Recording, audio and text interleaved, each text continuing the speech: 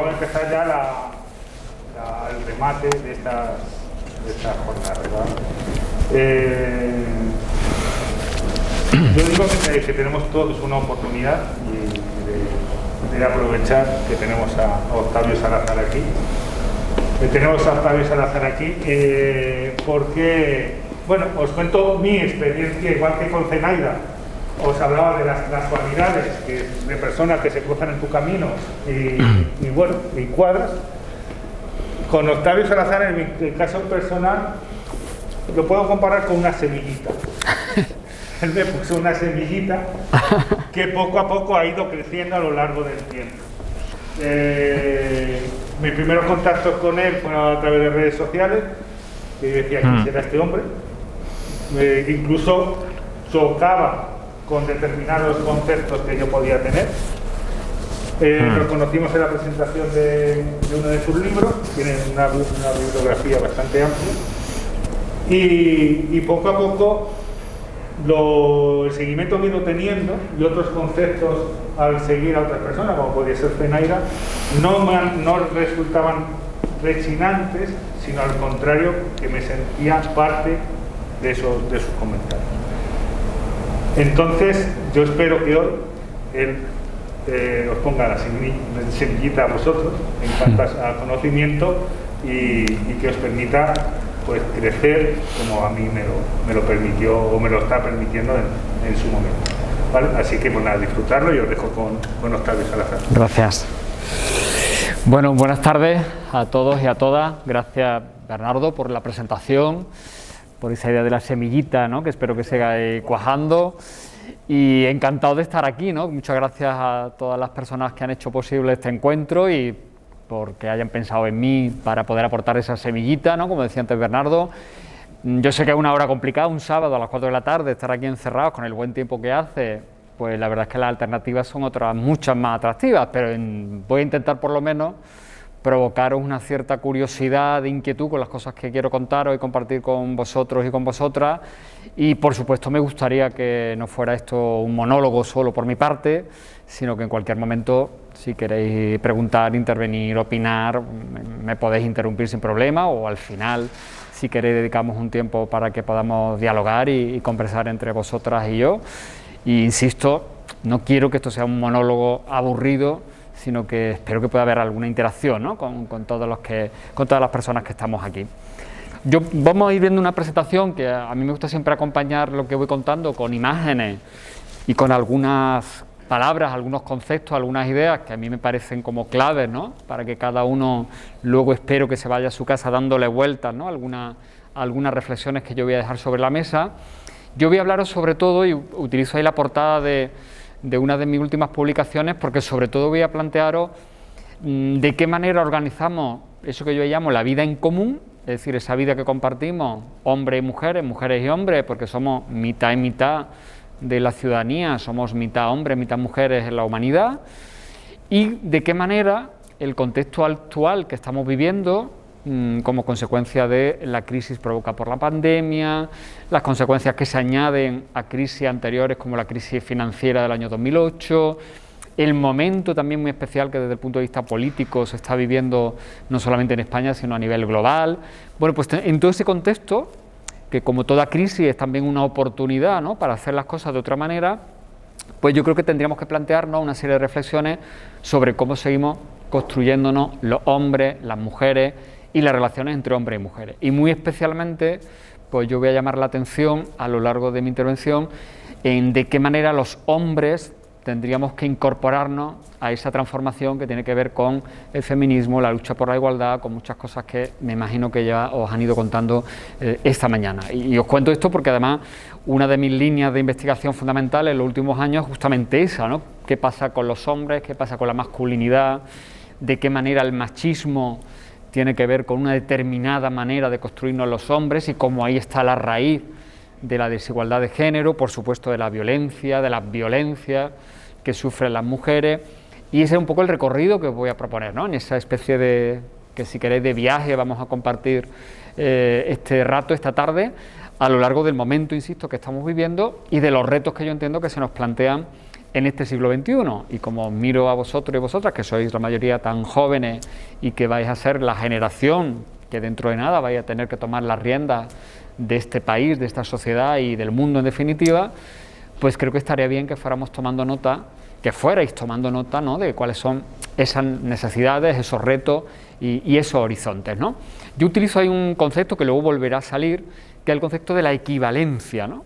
Y claro, lo mismo suena raro, porque normalmente se habla de la igualdad, ¿no?, la igualdad de género, la igualdad de mujeres y hombres, pero este concepto, que sobre todo yo se lo he escuchado y se lo he leído mucho a feministas latinoamericanas, ¿no?, como puede ser Marcela Lagarde, ¿no?, que es una de las grandes referencias de la teoría feminista en Latinoamérica, pues me parece que es un concepto, yo diría que hasta más redondo que el de la igualdad, porque tiene que ver con la idea de que efectivamente llegamos a una sociedad donde mujeres y hombres, por así decirlo, valgamos lo mismo, ¿eh? Es decir, que si nos pusieran en una balanza, pues no necesariamente los hombres, por el hecho de ser hombres, valiéramos más, tuviéramos más reconocimiento, tuviéramos más posibilidades, sino que fuéramos eso, equivalentes, ¿no? Dos cosas son equivalentes, pues, que son perfectamente intercambiables, porque cualquiera de ellas puede tener las mismas capacidades, desarrollar las mismas potencialidades, las mismas habilidades y tener y disfrutar de los mismos recursos, ¿no? Y yo creo que todavía en las sociedades actuales estamos lejos de esa equivalencia, ¿no?, que es la que yo aquí planteo como un reto. Y empiezo haciendo referencia a esa mujer que tenéis ahí, que para mí es un referente, ¿no?, en la historia del pensamiento y en la historia de la literatura de España, que no sé si habéis oído hablar alguna vez de ella, si la habéis estudiado, que se llama María Zambrano, que no sé, ¿os suena alguna? ¿Habéis oído algo de María? Sí. Me alegra porque habitualmente cuando yo hablo de María Zambrano en muchos espacios es que ni siquiera les suena, ¿no?, lo cual ya nos da una pista de los grandes déficits que seguimos teniendo, por ejemplo, en el sistema educativo, cuando se nos cuenta la historia, cuando se nos cuenta la literatura, cuando se nos cuenta la filosofía, ¿no? Normalmente las mujeres están ahí todavía desaparecidas o en un lugar muy pequeñito, muy secundario, cuando hay casos como el de María Zambrano, que han sido grandes referentes de la filosofía, del pensamiento y de la literatura, ¿no?, de nuestro país. María Zambrano le tocó vivir la situación tremenda, ¿no?, de la guerra civil, de la dictadura. Ella tuvo que exiliarse, volvió, ¿no?, después de la muerte de Franco a España, y ahí tuvo ya un reconocimiento, ¿no?, le dieron algunos premios, pero creo que todavía sigue siendo una figura a reivindicar, ¿no? Se la conoce a nivel más intelectual, en el ámbito de la filosofía, de la literatura, pero yo creo que el gran público no la conoce, más allá de que quizás sepan que, bueno, la estación de Málaga de tren es la estación María Zambrano, y muchos se preguntarán, bueno, ¿y por qué esta estación tiene el nombre de esta mujer, ¿no? Bueno, pues María Zambrano, que tiene una larguísima obra, trabajó mucho una idea y un principio que a mí me parece un principio muy interesante, aunque de entrada os puede parecer como una especie de cosa como muy ñoña o muy romanticona incluso, que es el principio de la esperanza, ¿eh? Fijaros, en un momento tan complicado como el que estamos, con todo el coronavirus, la pandemia, la crisis económica, el tema laboral, lo complicado que está, la situación mundial, que tampoco está muy allá, hablar de esperanza es como decir, bueno, ¿qué cuento nos va a contar aquí este, no?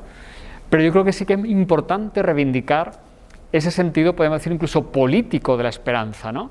Es decir, tener la perspectiva futura de que las cosas pueden ir a mejor y de que tenemos la capacidad como seres humanos de transformar esa realidad para que las cosas vayan a mejor. Eso es la esperanza en un sentido político. Y sin esperanza, pues la humanidad no hubiera avanzado. Lo mismo que sin utopías, ¿no? Yo creo que hay una conexión muy estrecha entre la utopía y la esperanza. La utopía es lo que ha hecho avanzar al ser humano. Si no hubiera habido utopía, pues no hubiéramos llegado a los estados constitucionales que tenemos, a las declaraciones de derechos.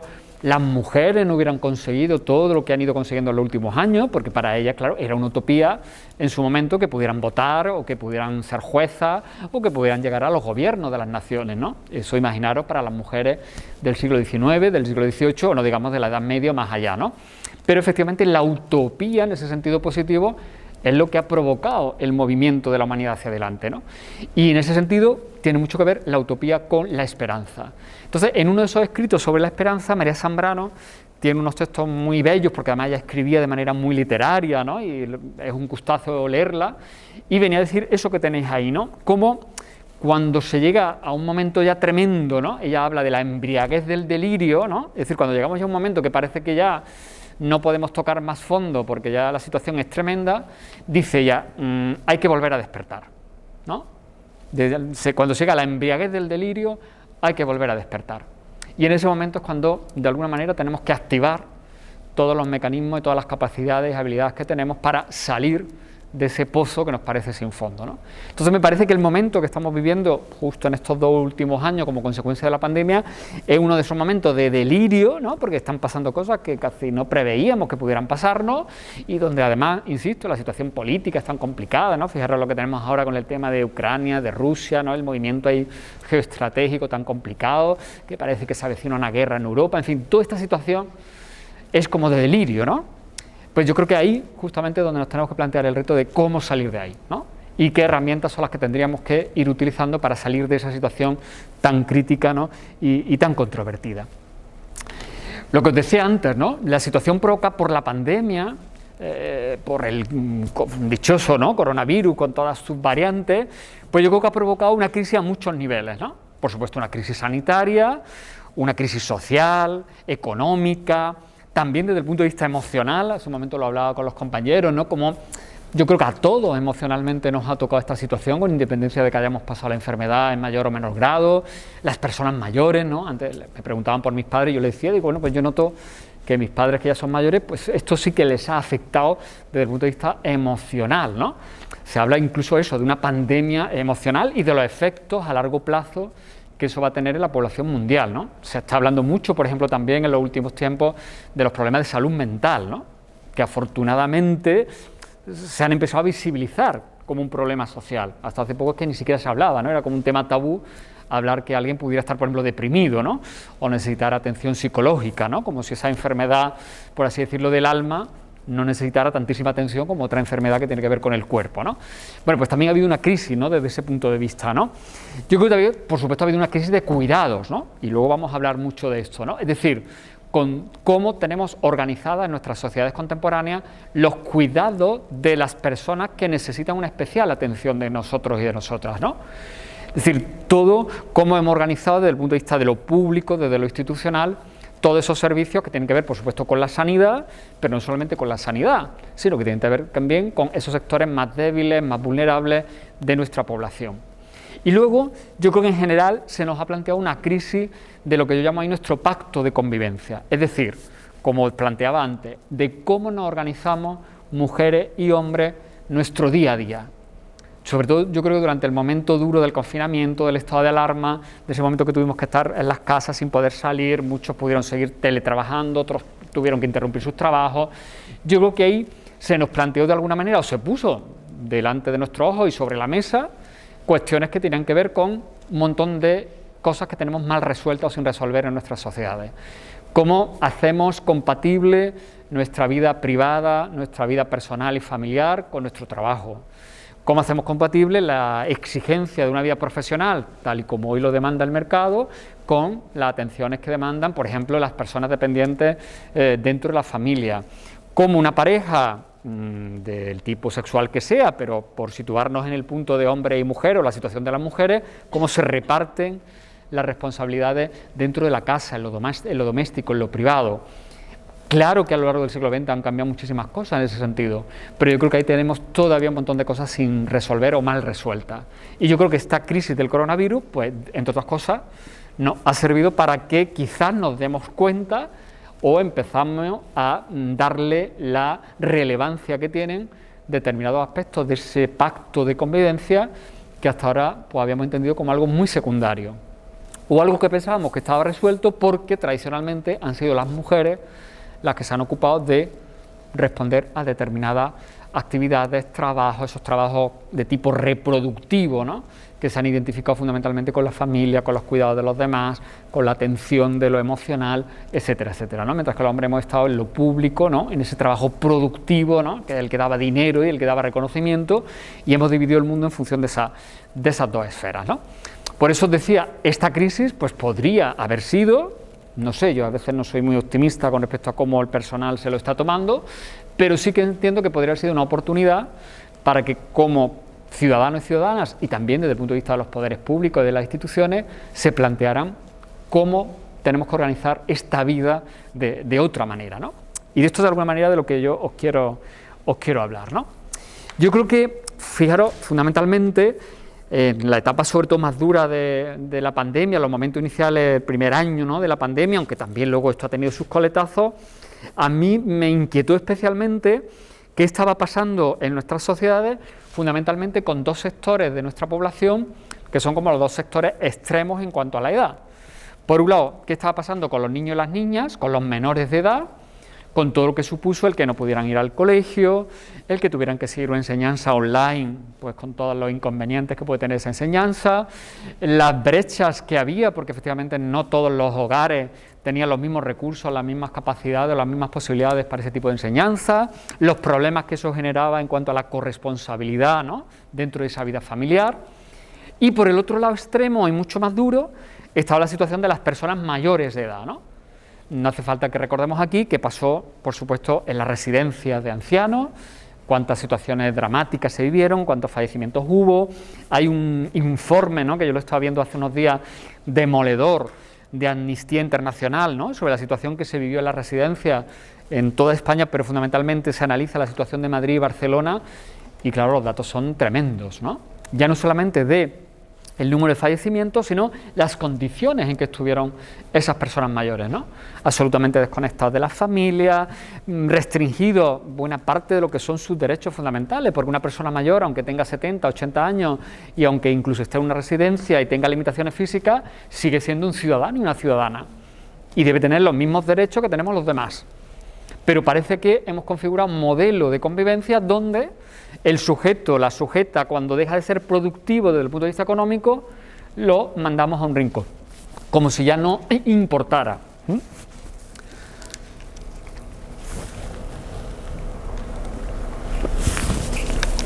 Yo creo que el reto de cómo abordamos la situación de las personas mayores de edad es uno de los que nos evidencia cómo hemos organizado un modelo de convivencia donde hemos puesto la relevancia y la importancia en todo lo que tiene que ver con lo masculino y, por el contrario, no le hemos dado la relevancia suficiente a lo que tradicionalmente han hecho y de lo que se han dedicado las mujeres. Porque durante muchísimos siglos, las que se encargaban fundamentalmente del cuidado de las personas mayores, de las personas dependientes, han sido mujeres. Sin reconocimiento social, sin reconocimiento económico, las mujeres de la familia eran las que se dedicaban a cuidar del abuelo, de la abuela o del que tenía algún tipo de vulnerabilidad física o de dependencia. Y todavía hoy, cuando se han ido profesionalizando esos trabajos, la mayor parte de las personas que desempeñan esos trabajos son mujeres, en muchos casos mujeres migrantes, que son las que tradicionalmente han ido ocupando esos puestos en los últimos años, y además son trabajos que son los peor pagados, los más precarios, los que tienen menos reconocimiento, ¿eh? Yo si hago una encuesta cuando trabajo con gente joven y les pregunto a los chicos y a las chicas, bueno, ¿cuáles son sus aspiraciones profesionales? Pues difícilmente alguien te va a decir que quiere ser un cuidador o cuidadora. No, las aspiraciones son otras que tienen que ver con eso que este mundo ha considerado que es lo relevante, ¿no? Ser un tipo de éxito en los negocios, tener muchas pelas, en fin, esa imagen del éxito, ¿no?, que todos podemos identificar con incluso algunos ejemplos concretos, ¿no? Entonces yo creo que aquí tenemos un serio problema como sociedad, ¿eh? Y que tiene que ver, insisto, con una cultura que, como vamos a ir explicando a continuación, pues deriva, claro, de ese machismo, de esa organización de los trabajos, de los tiempos, de las actividades, que a lo largo del tiempo y todavía hoy sigue condicionando dónde estamos los hombres y dónde estáis las mujeres, ¿no? Todo esto en un contexto, el que estamos viendo ahora mismo en el siglo XXI, que es un contexto, podemos decir, ambivalente o hasta a veces nos puede parecer hasta contradictorio. ¿Por qué digo esto? Porque por un lado, yo creo que nunca antes el movimiento feminista ha tenido tanta fuerza, tanta presencia, tanta visibilidad pública, tanto protagonismo en los medios de comunicación, en las redes sociales. Fijaros, antes de la pandemia, los movimientos, las reivindicaciones del 8 de marzo, las huelgas que se convocaron, las grandes manifestaciones, las movilizaciones por el 25 de noviembre, las reacciones en España, por ejemplo, contra el caso de La Manada, ¿no?, la sentencia del caso de La Manada y otras muchas, ¿no?, la campaña del Me Too, ¿no?, a nivel internacional, ¿no?, todo lo que tenía que ver con el acoso sexual y con todo otro tipo de violencia que sufren las mujeres. Bueno, pues efectivamente, yo creo que nunca antes, esto no quiere decir que el feminismo haya surgido ahora, con el Me Too y con el 8 de marzo de hace 4 años, no, el feminismo tiene 3 siglos de historia o más, pero sí que es cierto que hemos vivido en este siglo XXI un momento especialmente significativo del movimiento feminista, ¿no? Pero claro, ¿qué está ocurriendo al mismo tiempo? O quizás podemos decir como consecuencia de eso, pues que está habiendo una reacción en contra. Estamos asistiendo a una reacción machista de muchísimos sectores de la población, fundamentalmente hombres, pero no solamente hombres, que reaccionan frente a los avances en igualdad. Y eso lo estamos viendo incluso en partidos políticos, en discursos que llegan a las instituciones, a los parlamentos, a los gobiernos, en España, en varios países de la Unión Europea y en el mundo. Es decir, esto es un movimiento global. Y si lo analizamos positivamente, podemos decir, oye, pues esto es señal de que el feminismo lo está haciendo muy bien. Y de que el feminismo está poniendo los puntos sobre la IE, y esto está provocando esa reacción de quienes no se resisten a perder una posición de privilegio que ahora se les está cuestionando, ¿no? Y podemos decir que estos serían casi como los últimos estertores, ¿no?, de ese mundo machista, ¿no?, que se resiste a desaparecer. Pero claro, el peligro está, sin embargo, en que ese discurso justamente cae en un momento donde la población está especialmente vulnerable, donde hay una tremenda crisis económica, de oportunidades, de inseguridad, de no saber muy bien qué va a pasar pasado mañana, donde todos estos discursos emocionales, populistas, en las redes sociales calan enormemente, porque es muy fácil lanzar un mensaje con 140 caracteres en Twitter y que todo el mundo lo dé por bueno, cuando el análisis requeriría mucho más tiempo, mucho más espacio, mucha más reflexión. Y entonces estamos asistiendo a un momento donde incluso se están negando realidades tan evidentes como la violencia de género, como la importancia que tiene la ley contra la violencia que se aprobó en 2004, o la importancia que tiene el movimiento feminista, ¿no? Y de ahí que una de las líneas fundamentales de estos discursos sea el ataque permanente al feminismo, a las mujeres feministas, a las leyes de igualdad, etcétera, etcétera, ¿no? Entonces ahí corremos el riesgo además de que se rompa un cierto consenso que se había logrado al menos en la sociedad española con respecto a determinadas cuestiones que tienen que ver con la igualdad de mujeres y hombres. Por lo tanto, estamos en este momento, ese es el contexto en el que nos ha tocado vivir en el siglo XXI. Y como estáis aquí, especialmente gente joven, a mí lo que me preocupa de manera muy especial es que yo detecto cada vez más entre la gente de vuestra edad y más jóvenes que ese discurso reactivo está calando, ¿no? Y entonces ya cada vez más te encuentras, cuando yo voy a un instituto, cuando voy a un centro de secundaria y saco este tema, o con mi alumnado en la Facultad de Derecho, que haya voces que asumen ese discurso, que es el discurso que aquí mantiene, pues, por ejemplo, un partido como Vox, ¿eh? Y que además no tenga ningún problema en exhibirlo como tal, ¿eh? Yo creo que ese es también un salto cualitativo que marca una diferencia con respecto a lo que pasaba hace poco tiempo. Hace unos años, pues yo creo que mucha gente incluso se cortaba un poco más, porque parecía, claro, que entendían que no era políticamente correcto hacerse visible como machista. Ahora estamos en un momento donde hay un sector muy significativo que ya no le importa exhibirse como machista. Incluso es jaleado por sus colegas, por sus compañeros y por sus iguales. Y eso me preocupa, claro, porque veo a muchísima gente que está entrando en esa dinámica y que además en muchos casos carecen de argumentos, de base, ¿no?, para apoyar determinadas afirmaciones. Pero tienen ese discurso aprendido que les suelta un líder político que ven en la tele o que escuchan en una red social o el que le cuenta fulanito por el grupo de WhatsApp, ¿no? Entonces, estamos en este momento delicado, pero donde yo creo que efectivamente espacios como el que tenemos aquí esta tarde nos dan la oportunidad para que efectivamente todos asumamos y todas asumamos la responsabilidad de cambiar este estado de cosas, ¿no? Y ser responsables con respecto a este estado de cosas, ¿no? No todo son malas noticias, ¿eh?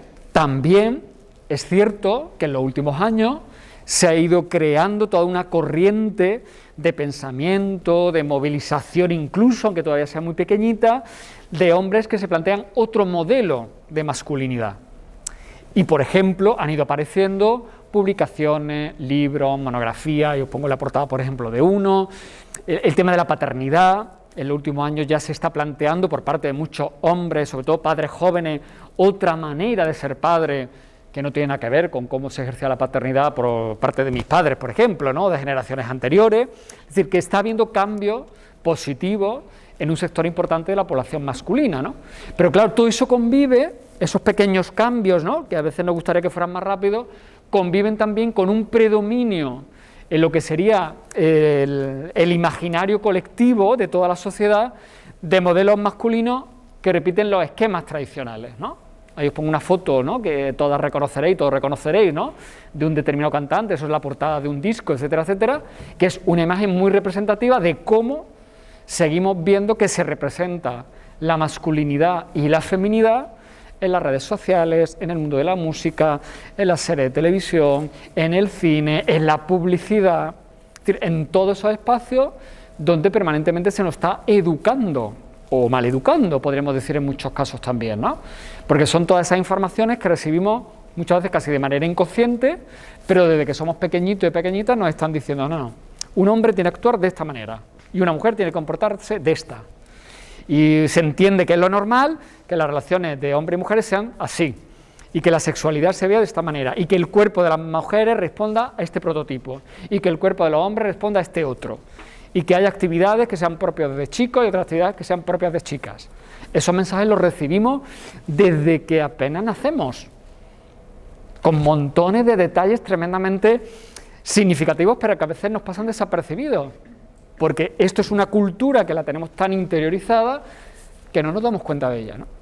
No sé si os habéis fijado, yo esto me acuerdo que en una charla que estuve lo escuché hace ya tiempo por primera vez y luego me fui fijando, ¿no? Fijaros, daros cuenta cómo, incluso, ¿no?, cuando nos encontramos con una pareja, una madre tal, que tiene su niño, su niña pequeña, cómo incluso el lenguaje con el que nos dirigimos a ese niño, esa niña es completamente distinto en función del sexo, ¿eh?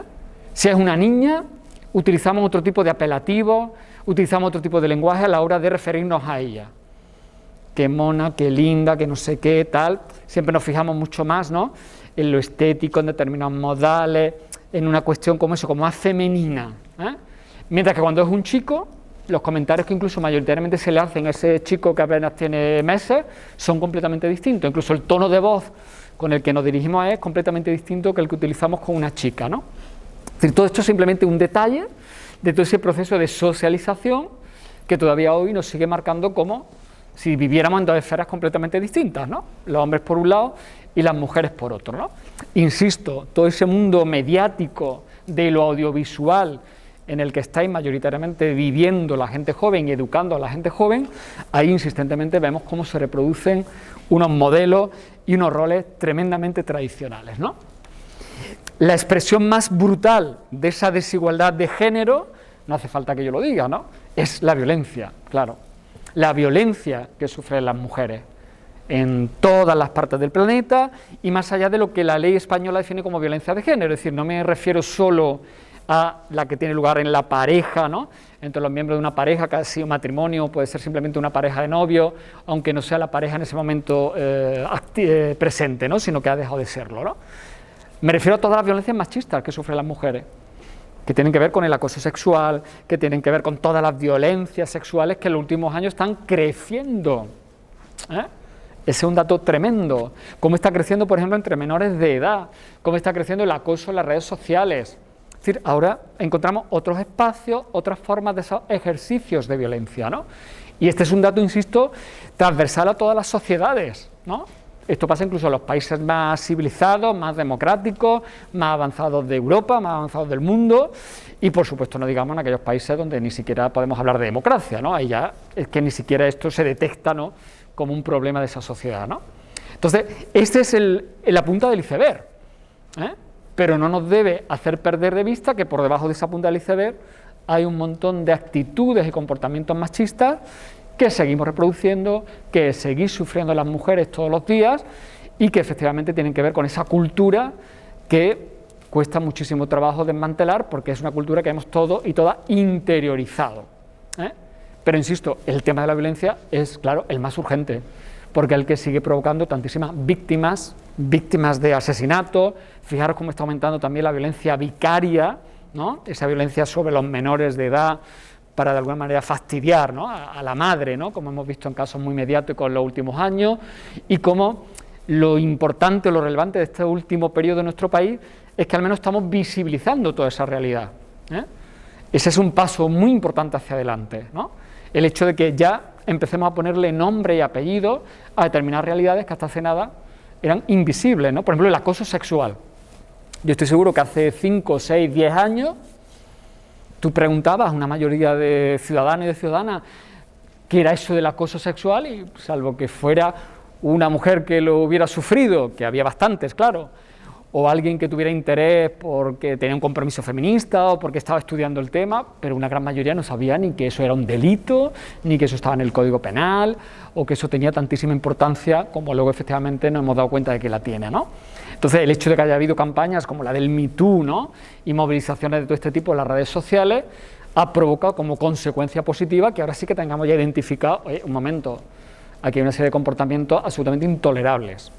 El otro día aparecía en el periódico La Vanguardia, un periódico de Cataluña, un larguísimo reportaje donde varias profesoras de universidad, de la Universidad de Barcelona, contaban las experiencias de acoso que habían sufrido a lo largo de su vida profesional. Eso era impensable hace apenas 5 o 6 años, ¿eh? Y que además estas mujeres se sintieran lo suficientemente fuertes, ¿no?, y respaldadas como para salir a un medio de comunicación y decir, no, yo es que he sufrido acoso en mi departamento, en mi facultad, y contar esa experiencia, ¿no? Eso es tremendamente significativo. El problema es que si como sociedad estamos haciendo no lo suficiente para reducir al máximo, ¿no?, ese tipo de comportamiento, incluso para eliminarlo, o si por el contrario, pues sobre todo los hombres, ¿no?, que somos los especiales responsables de ese tipo de actividades, pues estamos planteándonos como que eso no tiene que ver con nosotros, ¿no?, como que eso no nos interpela directamente y que por lo tanto no tendríamos que hacer nada específicamente para cambiar esa realidad, ¿no? El punto de partida en el que tendríamos que situarnos es el que trato de resumir en esa diapositiva, y es el hecho de que vivimos en una sociedad donde somos formalmente iguales, es decir, en un país como el nuestro, la Constitución, las leyes, en todos estos ámbitos se nos dice hombres y mujeres sois iguales, no puede haber discriminación por razón de sexo, pero una cosa es lo que dice la ley, lo que dice la Constitución, lo que incluso se plantea en las grandes políticas del Estado, y otra cosa muy distinta es la realidad, ¿eh? Somos sociedades formalmente iguales, pero donde de hecho sigue habiendo enormes desigualdades que tienen que ver con las diferencias jerárquicas que se establecen entre hombres y mujeres. Y podríamos poner pues cantidad de ejemplos que no creo que haga falta ponerlos porque todos podríais citarme algunos, ¿no? ¿Se ocurren ejemplos que demuestren, que evidencien esa desigualdad? ¿Qué ejemplos se ocurren más allá, por supuesto, del evidente, ¿no?, de la violencia, ¿no? La brecha salarial. La brecha salarial, por ejemplo. Fíjate, ese tema de la brecha salarial es uno de esos temas que cuando yo ahora lo planteo en algunos foros, hay alguien que me dice, eso de la brecha salarial es un invento. ¿De dónde habéis sacado eso? Si hombres y mujeres no se nos discrimina por el sueldo. O sea, está interiorizándose incluso el discurso de que no existe brecha salarial y que eso es como un invento que se han sacado las feministas para conseguir no sé qué, ¿no? Entonces, claro, cuando se plantea un tema como ese, pues hay que irse a los datos. Y hay que irse a los datos que te plantea el Instituto Nacional de Estadística, las instituciones de la Unión Europea, y que te dice que hay un porcentaje todavía de diferencia entre la media del salario que recibimos los hombres y el que reciben las mujeres, ¿no? Está calculado que incluso hay un momento del año que se sitúa, no sé si entre octubre y noviembre, donde se dice, bueno, ya el resto de días de aquí a final de año es como si las mujeres no trabajaran, porque la diferencia de salario que reciben es como si estos días del año hasta final de año no hubieran trabajado. Es decir, que eso está demostrado con datos, eso no es un invento de las feministas, esos son datos que podemos sacar las estadísticas, ¿no? Lo mismo que la violencia de género, son datos, ¿no?, de las mujeres que han sido asesinadas, de las condenas que ha habido, de las denuncias que hay, de las órdenes de alejamiento, etcétera, etcétera, ¿no? Entonces, frente a esos discursos que tratan de negar la realidad, lo más contundente que hay que hacer es siempre dar datos. Y dice, no, esto no es mi opinión, esto no es mi opinión de Octavio Salazar que cree que tal, no, es que claro que hay brecha salarial. Y hay muchísimos datos que nos indican eso, los sueldos más altos en todos los ámbitos prácticamente profesionales, ¿quiénes los reciben? Pues habitualmente hombres. ¿Por qué? Porque muchas carreras profesionales tienen una serie de condicionantes que les resultan mucho más fáciles a los hombres recorrer todos esos condicionantes de esa carrera y tener toda una serie de complementos que luego hace que su sueldo sea muchísimo mayor. Es decir, que todo eso tiene una serie de causas muy profundas que habría que revisar, ¿no? Pero sin duda la brecha salarial Es un dato evidente, ¿no?, de desigualdad, por mucho que digan, no, hombres y mujeres somos iguales. ¿Qué más datos se ocurren? Algunos trabajos. ¿Algunos trabajos en qué sentido? En la obra suelen contratar casi siempre a hombres. Claro, es decir, existen todavía como profesiones, trabajos que están muy masculinizados y otros que están muy feminizados. Pero claro, ¿sabes lo que pasa ahí?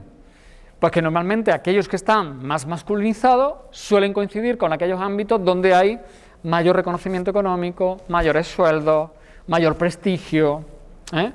Si tú te vas a los trabajos más precarios, peor pagados, pues son los que habitualmente desempeñan más mujeres que hombres, desde las limpiadoras de los hoteles hasta las que cuidan enfermos, como antes decíamos, las que trabajan en las casas, ¿no?, o las que se encargan de esos trabajos de cuidado, ¿no?, en líneas generales. Ahí mayoritariamente lo que son mujeres, y son los trabajos que menos cuentan, que menos valen, ¿no?, para la sociedad. Y si te vas a titulaciones, pues todavía hoy sigue habiendo grandes sesgos de género. Por ejemplo, ¿qué pasa en las carreras tecnológicas? Ahí mayoritariamente hay hombres. En las ingenierías. ¿Y dónde se consiguen, ¿no?, habitualmente puestos con una mayor solvencia económica? Pues claro, fijaros todo lo que tiene que ver con la informática, con las nuevas tecnologías. Ahí es donde está, en fin, el poder económico, ¿no?, sin duda, del siglo XXI. ¿Quiénes son los grandes magnates de Twitter, Facebook, Instagram, etcétera, etcétera, etcétera? Todas estas grandes redes sociales. Pues ahí lo que tenemos son grandes compañías, grandes empresas transnacionales, y normalmente son hombres los que están capitaneando todo eso, ¿eh? Y que normalmente tienen casi un mismo perfil, hasta físicamente se parecen, ¿no? Entonces, claro, ahí tenemos también una división clarísima. ¿Algún otro ejemplo que se ocurra que demuestre esa desigualdad? Habla por allí, no te veía. Dime. Empleos que se feminizarían, que serían típicamente conocidos como de mujeres, como la cocina y la costurera. Existe la diferencia cuando es un hombre quien ejerce ese tipo de... Claro. Está la cocinera y está el chef. Está la costurera y está el sastre. Sí, claro. Sí, el Masterchef, claro. El Masterchef de turno, ¿no? Fíjate, claro, pero eso tiene que ver con algo que no sé si luego saldrá en alguna otra diapositiva, pero que creo que es importante que lo tengamos ya de entrada aquí claro. La idea de que tenemos una sociedad donde de alguna manera identificamos lo masculino con lo importante. Y cualquier ámbito en el que entremos los hombres, de repente cobra un valor que no lo tiene cuando están solamente las mujeres. Y al contrario, lo que se identifica con las mujeres tendemos a devaluarlo. Cuando vosotras veáis que a algo se le pone el adjetivo femenino, es para darle menor importancia. Como es una cuestión, bueno, de ella, de las cosas que le interesan a ella, de estas cosas de mujeres, ¿no? Ahí hay como un tono incluso a veces despectivo con respecto a eso. Pero cuando entramos los hombres en determinados incluso espacios que han sido siempre de las mujeres, de repente ya le damos un plus de prestigio, ¿no? Lo que tú decías, ¿no? A la cocina, a la moda, todo el tema de la decoración, de la estética, ¿no? Todo eso que ha sido tradicionalmente algo como muy femenino, de repente si entra un hombre se convierte en una referencia incluso a nivel mundial, ¿no? Eso tiene que ver con la valoración que la sociedad le damos, ¿no? Como por ejemplo rural y urbano. Claro. Entonces, es igual, es como que estamos mejor, no, peor valoradas, pero además Sí. Influye en la visibilización, también es un caso bastante porque podemos irnos, por ejemplo, ahora cuando el volcán en La Palma estuvo en erupción, la mayor parte y las que estaban al frente de la investigación han sido mujeres. Sí. De hecho, conozco personalmente a una que estaba allí. Sí. Y, sin embargo, quien daba ruedas de prensa y quien se veía en los medios eran los hombres. Y sin embargo, los que han estado trabajando y han sido las jefas de las expediciones han sido mujeres. Claro. También los medios... Sí, no, claro. Claro, bueno, pues eso es el machismo. Es decir, cuando alguien trata de decir, bueno, ¿eso del machismo qué es? Pues el machismo, por ejemplo, es esto, ¿no? Eso que has dicho, que acabas de decir tú. Cuando ponemos un telediario y se nos habla de alguna cuestión relativa a ciencia o conocimiento, ¿quiénes aparecen habitualmente todavía hoy? Hombres. El científico con su bata blanca, el señor catedrático. Es decir, eso es, ¿qué es que no hay mujeres? Pues claro que las hay, muchísimas, cada vez más además, y superpotentes, pero es como que todavía le damos más valor y parece que tiene como más autoridad la palabra de un hombre que la palabra de una mujer, incluso, y aquí hago yo incluso una autocrítica, ¿no? Yo estoy hablando en este foro y en otros foros donde hablo de estos temas y en muchísimos foros, seguro que por el hecho de que yo ser hombre y hable de estas cosas, seguramente se le da más valor a que si esto mismo lo está diciendo una compañera, una mujer, que incluso lo puede hacer muchísimo mejor que yo y con mucha más conciencia que yo y mucho más preparada que yo. Pero el hecho de yo ser hombre, ocupar un determinado estatus, ya de entrada me coloca en una situación como de mayor receptividad y de mayor reconocimiento, ¿no? Eso es un serio problema de esa cultura machista que seguimos teniendo. Y eso ya es un círculo, porque claro, a partir de ahí resulta que chicos y chicas van creciendo con una ausencia de referentes. Claro, un chico y una chica desde pequeñitos pues están viendo, oye, ¿quién es el científico? Pues un tío. ¿Quién puede ser astronauta? Un tío. ¿Quién puede ser presidente del gobierno? Un tío. Por eso es tan importante que haya mujeres en todos esos espacios, para que desde niño y niña empiecen a ver, oye, que puede haber una mujer que puede ser presidenta del gobierno, que puede ser jueza, que puede ser albañil, que puede ser lo que quiera ser, ¿no? Es muy importante que eso un niño y una niña lo vea desde pequeñitos y que lo vea en los libros de texto. ¿Qué pasa en los libros de texto todavía hoy? Hace un par de años recuerdo que una alumna de máster hizo un trabajo justamente sobre los libros de texto y era alucinante. El análisis que ella hizo de cómo los libros de texto mayoritariamente los que siguen apareciendo son hombres ocupando determinadas funciones, las mujeres aparecen muy estereotipadas y luego apenas aparecen mujeres, pues eso, como María Zambrano o como este tipo de referencias desde el punto de vista cultural, filosófico, científico. O sea, ahí hay un serio problema que tiene que ver con la educación, ¿no? Con cómo nos educamos. Bueno, pues en esas sociedades formalmente iguales sigue habiendo un triángulo tremendo que es el que da lugar a todas las discriminaciones que sufren las mujeres, que es ese triángulo que os pongo ya en un círculo, ¿no?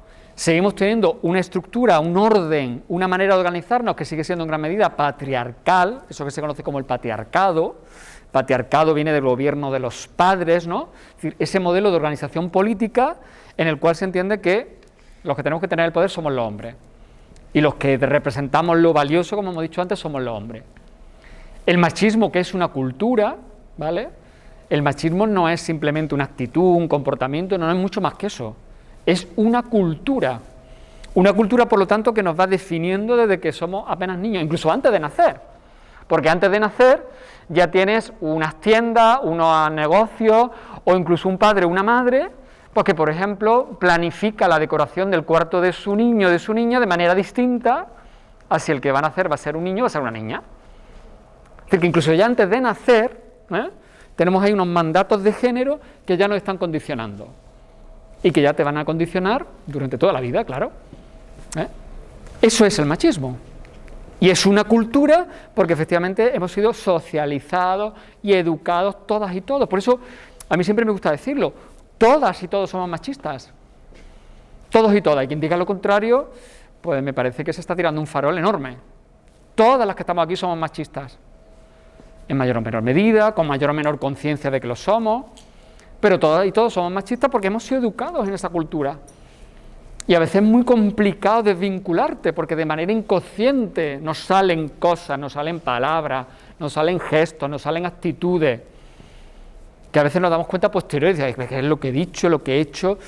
Ese es un paso fundamental, tener conciencia, ¿no?, de que has actuado de manera machista. Pero todas y todos somos machistas. Es evidente, es que no podremos ser de otra manera, habiéndonos educado en esta cultura. Y luego otro elemento clave, que quizá no se habla mucho de él, el androcentrismo. Androcentrismo viene de, utilizando la raíz, ¿no?, andros, hombre, colocar al hombre en el centro. Es decir, que los hombres seamos la referencia de todo. Y esto ha sido un déficit enorme, sigue siéndolo, para el avance en igualdad. Los hombres hemos sido el referente de todo.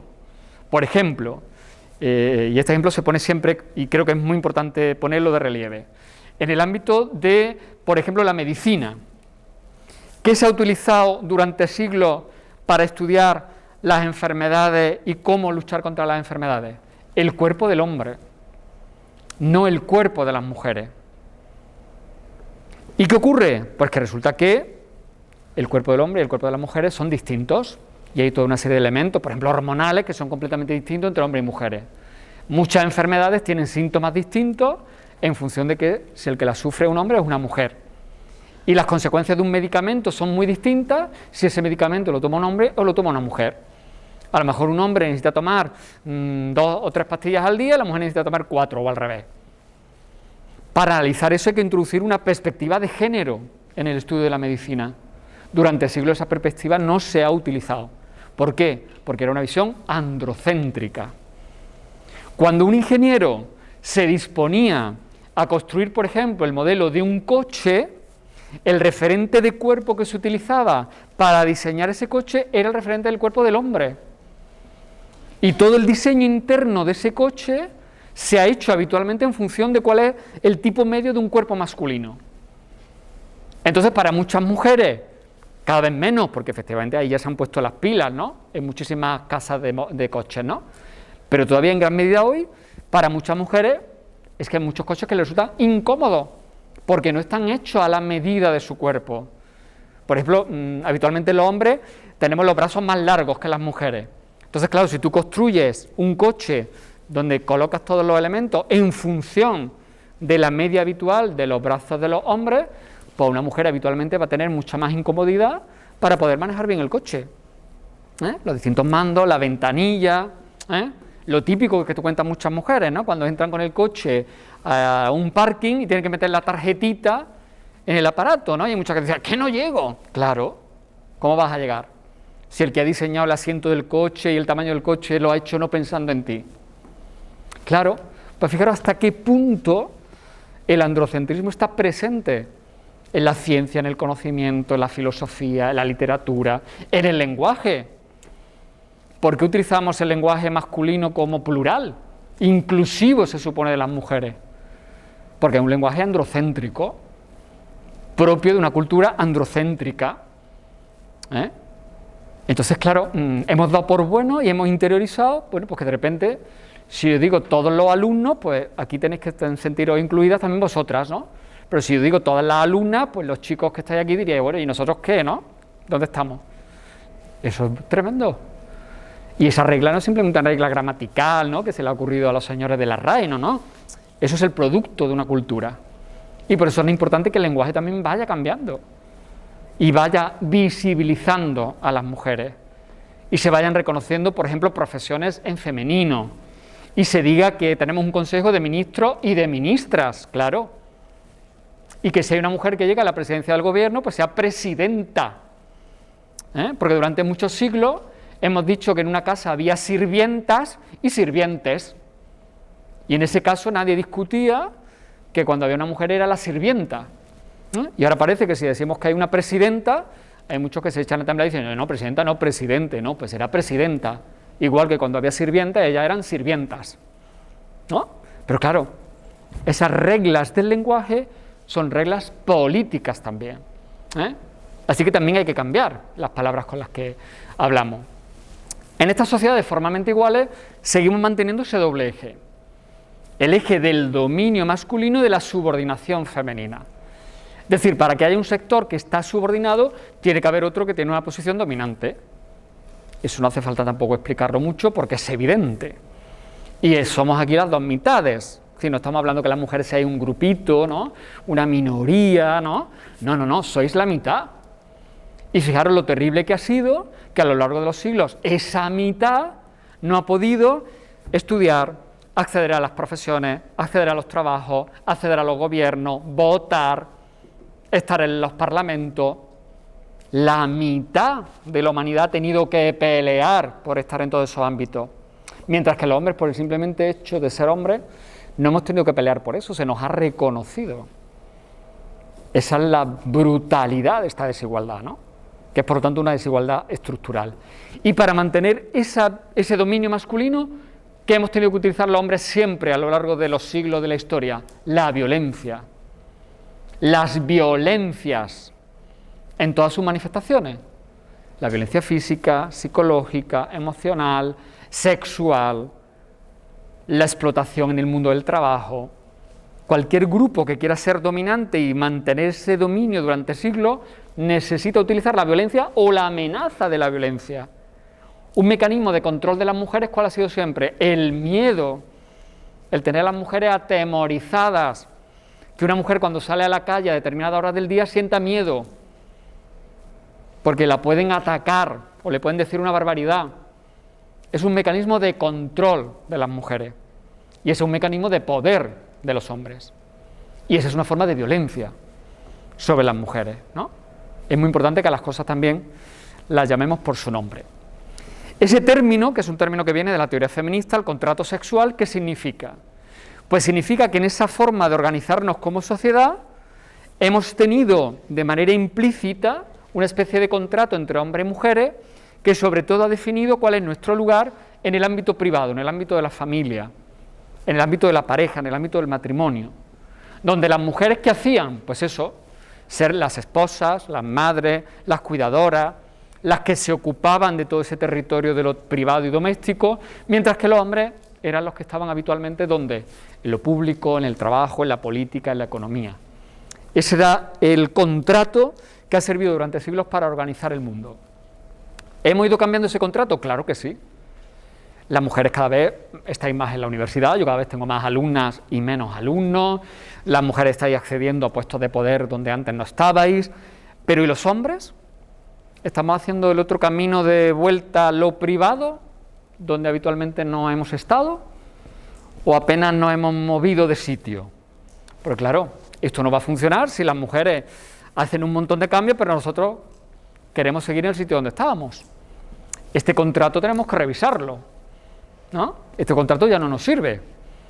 Ha servido durante siglos, a nosotros nos ha dado una posición además tremendamente cómoda, porque siempre teníamos en lo privado quien nos cuidara, quien atendiera a la familia, quien nos tuviera la camisa planchada y limpia todos los días antes de salir a trabajar. Pero evidentemente las mujeres ya no están dispuestas a aceptar ese tipo de condiciones, ¿no? Esas cláusulas abusivas del contrato. Entonces tenemos que hacer otro contrato. Y ahí es donde estamos en este siglo XXI, en la necesidad de redefinir los términos del contrato, ¿no? Ese contrato donde efectivamente, fijaros, el ámbito privado, insisto, era el ámbito de las mujeres y de los femeninos, y el ámbito público el de los hombres. Y bueno, sí, los hombres nos hemos ido incorporando al ámbito privado, pero todavía la responsabilidad mayor de este tipo de cuestiones sigue siendo de las mujeres. Yo siempre hablo de una expresión tremenda, terrible, y que deberíamos eliminar del vocabulario, pero también sobre todo de la práctica, que es esa expresión que tantas veces habréis oído, incluso a lo mejor habéis utilizado, ¿no? Que es esa idea de el hombre que ayuda a su mujer. O incluso las mismas mujeres dicen, no, mi marido me ayuda en casa. ¿Cómo que te ayuda? Si tú dices eso, estás reconociendo que la responsabilidad es tuya, de ti mujer, y que él, bueno, pues como muy bueno y es un santo varón, te ayuda cuando a él le da la gana, cuando lo considera oportuno. Pero es que no se trata de que te ayude, se trata de que nosotros y vosotras tengamos la misma responsabilidad compartida sobre esa esfera privada. Porque si no, las mujeres están viviendo la terrible situación ahora mismo de estar en lo público, de tener que luchar por ser grandísimas profesionales y al mismo tiempo en lo privado siguen teniendo la mayor carga de trabajo. Entonces, claro, le estamos exigiendo a las mujeres que sean una especie de superwoman, si quieren atender a todo eso. Es una bestialidad.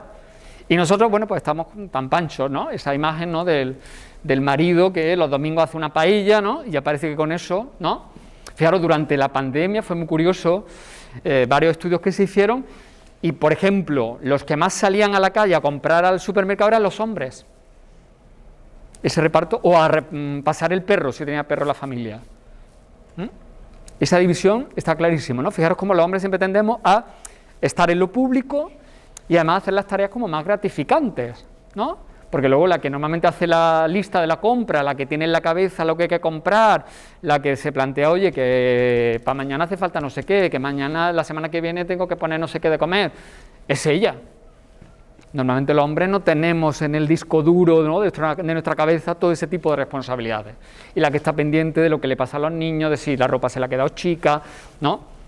Entonces, claro, no sé si durante la pandemia, ¿no? Que tantos hombres se tuvieron que quedar en casa, ese espacio donde tradicionalmente no han estado, pues a lo mejor empezaron a darse cuenta, pues oye, que esos calcetines que se ponían todas las mañanas limpios y perfectamente, ¿no? recogidos, no llegaban allí por arte de magia al cajón, sino que eso había un larguísimo proceso de trabajo que habitualmente son las mujeres las que están pendientes de él, desde que tú te quitas los calcetines cuando te duchas, ¿no? y que hay que llevarlos, poner la lavadora, tenderlos, recogerlos, doblarlos y luego meterlos en su cajoncito. Eso no lo hace un duende. Eso habitualmente lo hacen mujeres todavía hoy. Entonces, estamos en ese punto donde los hombres no nos hemos incorporado, ¿no?, a ese sentido de la corresponsabilidad, ¿no? ¿Qué pasa? Que esto no... A ver... Ahí. Mucho cuidado con esto que aparece en estas imágenes, ¿no? Durante la pandemia también empezó a hablarse mucho del tema del teletrabajo, ¿no?, como una opción que se planteaba, bueno, pues en estos momentos en los que en la pandemia, porque no podías salir fuera, pero pensando en un futuro como una salida para poder compatibilizar mejor tu trabajo con las responsabilidades de la casa, ¿no? Pero claro, mucho cuidado si pensamos que esa debe ser la solución para las mujeres, porque claro, el estar en la casa, si mayoritariamente siguen estando las mujeres tratando de llevar al mismo tiempo el trabajo que es tu profesión y estar pendiente al mismo tiempo de lo que pasa en ese entorno familiar, desde los niños, los abuelos, las personas mayores, la comida, la lavadora, etc., etc., etc., eso es una locura. Y eso no hay quien lo aguante. Y mucho cuidado también con pensar que eso puede ser una salida para las mujeres, porque eso supone aislar de nuevo a las mujeres del mundo de la interacción social, reducirlas de nuevo a esos espacios privados donde no tienen comunicación con el resto. Y el trabajo, más allá de desempeñar una profesión y de ganar dinero, implica también la posibilidad de que tú tengas una proyección de lo social. Yo creo que eso todos lo hemos experimentado, sobre todo en la pandemia, ¿no? La necesidad que tenemos de compartir con los demás, de en el descanso tomarte un café con el compañero o con la compañera, de estar al hilo, ¿no?, de lo que se está cociendo allí, ¿no?, para que haya determinadas oportunidades que no las pierdas, etcétera, etcétera, etcétera, ¿no? Dime. Una cosilla. Sí. También el tema del teletrabajo se valora más cuando el hombre está teletrabajando que cuando la mujer. Y, sí. Por ejemplo, estás teletrabajando en casa, digan, ¿no? Como tú estás teletrabajando, es como si no estuvieses trabajando. Ya. Es como si estuvieses sí, sí, sí. trabajando. Claro, y en 4 ratos que tienes, no te pones con el ordenador, ¿no? Claro. En mi caso, que yo tengo que estar, no, todo el día por este tema, estamos todo el día teletrabajando, este es el día sí. presencial, ¿no? Que yo ya me canso de teletrabajo. Claro, sí, sí, sí, es que es tremendo, sí, sí. Pero eso, tú te escuchas que cuando una mujer está teletrabajando, también se valora menos. O sea, es que hasta este punto estamos llegando. Claro. No sé si tú también lo has escuchado o solamente las cosas que a mí me llegan, pero... Sí, porque, no, pero yo creo que de alguna manera tenemos como asimilado, ¿no?, esa idea de que una mujer que está en la casa, ¿no?, tiene como asumida esa capacidad de estar como en 1000 frentes al mismo tiempo y como que eso lo tiene tan interiorizado, lo tenemos tan normalizado que no se le da ni siquiera ningún valor, sino decir, bueno, es lo que habitualmente hace y lo hace muy bien y ya está, ¿no? Mientras que para un hombre parece que es como una especie casi de sacrificio, un heroísmo, decir, oye, este tío no se va a la oficina, tal, sino que desde su casa, el tío ahí, desde primera hora de la mañana, está ahí al pie del cañón. Bueno, pues son esas dos distintas varas de medir, ¿no?, que tienen que ver con esa cultura que decíamos antes, ¿no?, que mira completamente distinto lo masculino y lo femenino, ¿no? Entonces, mucho cuidado por todo esto que estáis diciendo con el tema del teletrabajo, porque esto no es la panacea, ni mucho menos. Mis compañeras, por ejemplo, de la universidad, con las que yo he hablado mucho de este tema, me lo decían, que durante la etapa del confinamiento para ellas había sido tremendo, porque claro, ellas intentaban primero dar clases online, luego tener rato para investigar, pero claro, como estaban allí en casa, al mismo tiempo tenían que estar pendientes, las que tenían niños, de los niños, si alguna tenía ayuda de fuera, pues durante el confinamiento ni siquiera fue, ¿no?, esa que le echaba una mano, ¿no?, dentro de la labor de la casa, y claro, algunas me decían, pues yo me tenía que poner pues a las 12 de la noche, cuando ya se habían acostado todos, y a las 12 de la noche me tenía que poner delante del ordenador y a ver con qué ganas me ponía yo entonces a investigar, o me tenía que levantar a las 6 de la mañana, antes de que el resto de la casa se pusiera en pie, para yo poder sacar ahí unas cuantas horas de trabajo, ¿no? Entonces, mucho cuidado porque el teletrabajo estaría muy bien, pero en un contexto de condiciones que fueran completamente distintas a las que hoy por hoy tenemos, Y mucho cuidado con que esto puede ser una maniobra de muchos sectores, también incluso empresariales o institucionales, para decir, oye, pues estas que están además en condiciones más precarias que se queden en su casa, ¿no? Y así de esa manera las tenemos ahí como muy quitadas de en medio y nosotros seguimos siendo los protagonistas, ¿no? Entonces, muchísimo cuidado con estas salidas, ¿no? ¿Qué pasa con las mujeres en lo público? Pues claro, también en lo público, en los últimos años ha habido avances muy significativos. Hemos dicho antes, tenemos ahora mismo, por ejemplo, el gobierno que tiene más mujeres ministras de toda la Unión Europea, ¿no? Cada vez vamos viendo más mujeres, ¿no?, con relevancia, ¿no?, institucional, pública, pero sigue viendo muchísimos terrenos donde todavía es que no hay mujeres. Yo que estoy en el ámbito académico y universitario, todos los días veo un montón de convocatorias, de congresos, de seminarios, donde solamente hay tíos. O a lo mejor hay una que es como la excepción, que sigue pasando ahí, ¿no? Acordaréis también de esa campaña, ¿no?, que hicieron la Asociación de Mujeres Cineastas del Cine Español hace un par de años, ¿no?, en la ceremonia de la Goya llevaron esos abanicos, ¿no?, donde pedían más mujeres también haciendo películas, por ejemplo, ¿no?, dirigiendo películas. De las películas que se estrenaron el año pasado en España, las hechas por españoles, pues las que hicieron mujeres no llegan ni al 15%. ¿Y por qué es importante que haya mujeres haciendo películas, por ejemplo? Porque seguramente si hay más mujeres haciendo películas, se contarán otras historias en el cine. Y habrá otros temas que aparecerán en las películas. Y se plantearán otras miradas de esa mitad que representan las mujeres. Por eso es muy importante que haya mujeres, en todos los ámbitos, de la cultura, del pensamiento, de la ciencia. El tema del tiempo, os pongo ahí lo de los relojes por el tema del tiempo. ¿Cómo organizamos el tiempo en nuestras sociedades? A mí esta es una cuestión que me preocupa mucho especialmente, porque bueno, tenemos un tiempo muy limitado, cada vez parece que tenemos menos tiempo para todo, ¿no? Bueno, pues yo creo que hemos configurado las prioridades de nuestra vida en función de los intereses de los hombres y de todo lo que tiene que ver con lo masculino, con el trabajo productivo, con lo que tiene que ver con la vida profesional, con todas esas tareas que habitualmente hemos desempeñado los hombres. Y entonces hemos organizado nuestros horarios de vida, de trabajo, de servicios públicos, en función de ese reparto además de funciones. Durante muchísimos siglos eso ha funcionado perfectamente. ¿Por qué? Porque los hombres estábamos en lo público y las mujeres en lo privado. En las casas siempre había mujeres pues que podían encargarse de un montón de cosas a cualquier hora del día. Ahora ya no tenemos esa situación, porque la mayor parte de los hogares que afortunadamente tengan trabajo, habitualmente trabajan él y ella fuera de casa. Entonces, claro, ya no nos sirve un colegio que tenga un horario que no coincide con el horario de trabajo, unos bancos, unos servicios públicos o incluso los horarios de los negocios que no sirvan para las posibilidades que tenemos nosotros de acceder a todo ese tipo de espacio y de establecimiento. Tenemos que darle una vuelta completamente al tema de los horarios y del tiempo. El tiempo siempre ha sido una cuestión de poder. Quien controla el tiempo, controla la vida, en definitiva. Las mujeres habitualmente se quejan de que tienen muy poco tiempo para ellas mismas. ¿Por qué? Porque tienen que estar pendientes de muchísimas cosas. Y habitualmente los hombres siempre hemos tenido mucho más tiempo para nuestras cosas. Para nuestro ocio, para hacer deporte, para irnos con los amigos, para cuando salíamos del trabajo quedarnos a tomarnos una copa en el bar de enfrente, tal, porque bueno, ya sabíamos que cuando acababa una reunión de no sé qué, pues luego no teníamos ningún problema en irnos a seguir la reunión tomándonos una copa, aunque fuera a las 11 de la noche. Eso la mayor parte de las mujeres no se lo han podido permitir, ni todavía hoy se lo pueden permitir. Entonces tenemos una concepción completamente distinta del tiempo y mucho más gravosa para las mujeres. Tenemos que organizar nuestro tiempo en función de otro tipo de prioridades. Las prioridades para nuestros tiempos, ¿cuáles deberían ser? Pues lo que tiene que ver con las necesidades de la vida y también con el tiempo propio. Cada uno y cada una de nosotros necesita tiempo para sí mismo. Virginia Woolf hablaba de una habitación propia, ¿no? Una mujer necesita un espacio propio, independencia, pero también requiere tiempo propio.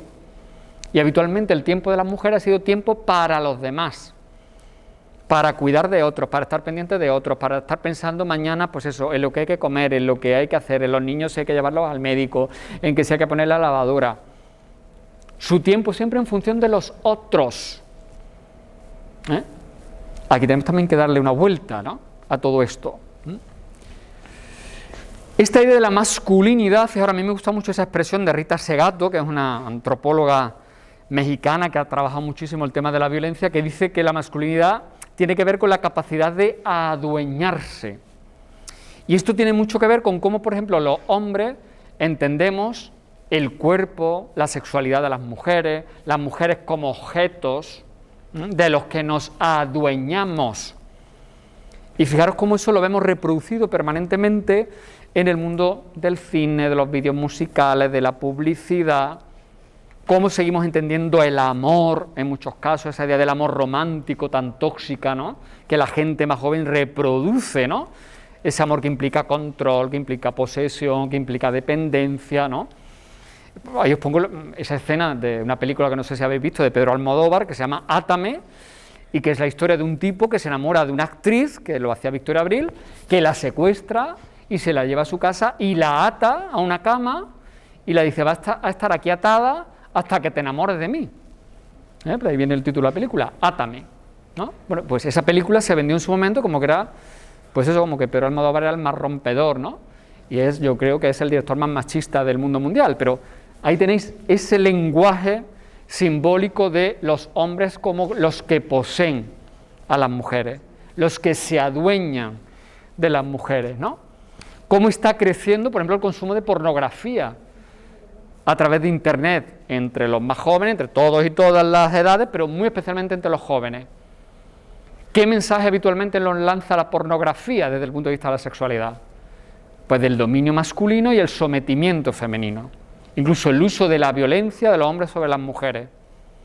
Una visión absolutamente tóxica de las relaciones sexuales. Las mujeres como objetos, como orificios a los que hay que penetrar.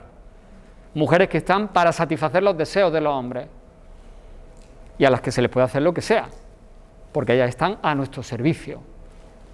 Como también están a nuestro servicio las mujeres prostituidas. ¿Por qué sigue existiendo la prostitución y es un gran negocio a nivel mundial? España es el primer país europeo en consumo de prostitución y el tercero de Europa. O sea que fijaros qué índice, qué ranking tenemos ahí tan poco positivo. ¿Has dicho el primero europeo y luego? El tercero a nivel mundial. Sí. ¿Por qué existe la prostitución? Porque los hombres, una buena parte de la población masculina, sigue entendiendo que tenemos el privilegio a acceder al cuerpo de las mujeres pagándole y hacer con ellas lo que nos dé la gana a cambio de dinero, con independencia de que esas mujeres están en situaciones, en la gran mayoría de casos, de explotación, siendo víctimas de trata, absolutamente explotadas, y eso lo tenemos absolutamente normalizado. En la mayor parte de nuestros pueblos incluso tenemos en las afueras determinados locales, que todo el mundo los conoce como los locales con las lucecitas correspondientes, pero como que a nadie le inquieta en qué circunstancias están las mujeres que hay allí. ¿Y qué pasa allí todos los días con las mujeres que están allí? Es de esas instituciones tan absolutamente patriarcales que las tenemos tan normalizadas. Y muy especialmente los hombres. Vayamos o no vayamos de putas. Porque el problema es que los que incluso no vamos de putas, pues vemos con normalidad que haya a nuestro lado un amigo, un compañero, un vecino que lo haga. Y que encima lo cuente como si fuera una batallita, que hay que aplaudirle y que hay que reconocerle. Entonces, claro, todo esto es expresión de una cultura tremendamente machista y dominante de los hombres, y que en el tema de la sexualidad es muy alarmante, porque es que en los últimos años, por ejemplo, están creciendo las violaciones, las agresiones sexuales, las violaciones en grupo. ¿Por qué? Porque también los chicos consumen muchas imágenes pornográficas donde lo que vemos son grupos de hombres abusando de mujeres. Los hombres suelen ir de puta a veces en grupo, porque también es una demostración de lo machitos que son. Lo mismo que también una demostración de lo machitos que son cuando un chico cuenta la cantidad de chicas con las que se ha acostado.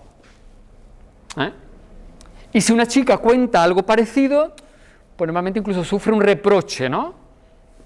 Incluso hasta de sus iguales, ¿no? Que dice, está un putón. Él es un héroe, ¿no? Él es un héroe porque se ha acostado con muchas. Ahora ella normalmente es un putón, ¿no? Y hasta le pueden poner los lavabos del instituto, puede parecer fulanita, es una puta. Entonces, fijaros los distintos raseros que tenemos para medir los comportamientos, según sean de hombres, según sean de mujeres, ¿no? Y a mí esto me preocupa, claro, porque los jóvenes se están educando en estos parámetros, ¿no?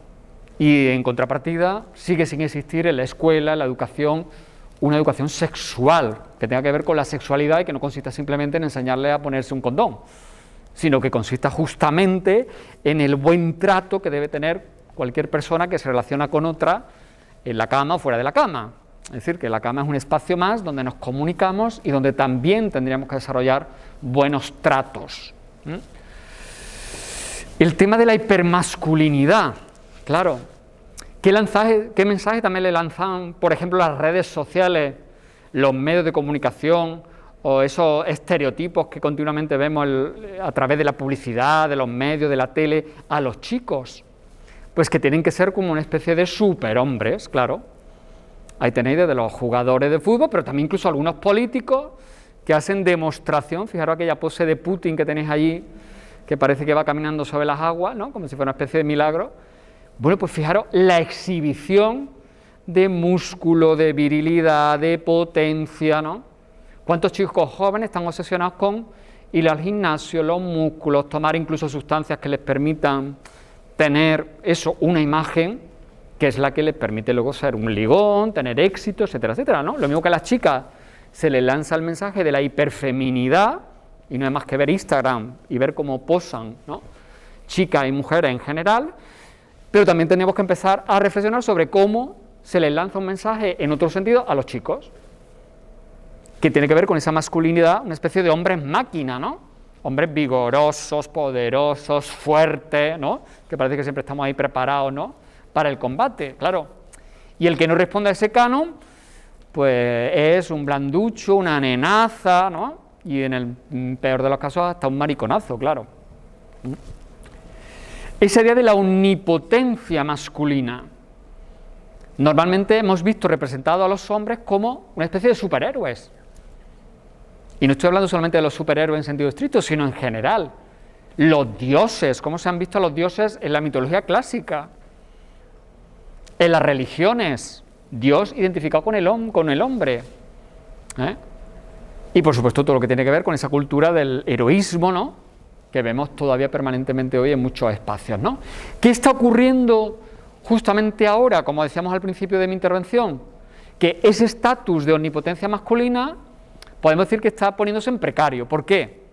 Porque ya los hombres empiezan a tener que plantearse, oye, que cada vez hay más mujeres heroínas, que cada vez hay más mujeres que ganan casi más que yo, que incluso ya no soy yo el que lleva el dinero a casa, que resulta que es mi mujer la que lo está llevando, que resulta que yo estoy en una clase y las que sacan mejores notas son ellas.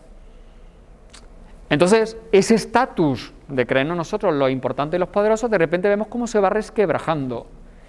Y yo creo que ahí está la base de muchas de esas reacciones de muchos chicos y de muchos hombres que dicen, mucho cuidado. Como a mí me dijo una vez en un instituto de Lucena fue además, de aquí cerca, me dijo un chico, dice, es que antes estábamos mejor. Digo, claro, nosotros estábamos mejor, pero ellas no.